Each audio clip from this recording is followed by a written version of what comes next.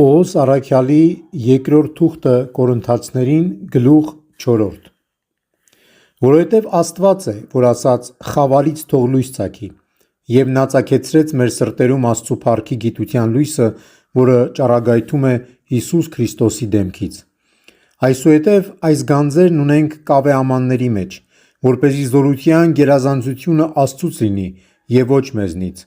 Ամեն կողմից ճնշված, բայց ոչ ընկճված, կարոտյալ, բայց ոչ հուսահատ, հալածված, բայց ոչ լքված, չարչարված, բայց ոչ մեռած։ Ամեն ժամ մեր մարմինների մեջ կրում ենք Հիսուսի մահը,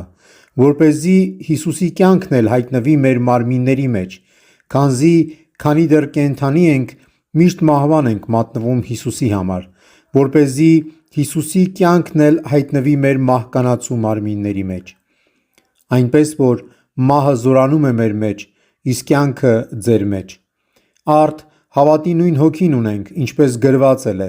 հավատացի, դրա համար էլ խոսեցի։ Եվ մենք հավատում ենք, դրա համար էլ խոսում ենք։ Այս գիտենք, թե նա, ով հարություն տվեց Հիսուսին, մեզ էլ հարություն կտա Հիսուսի հետ և ձեզ հետ միասին կկանգնեցնի իր առաջ։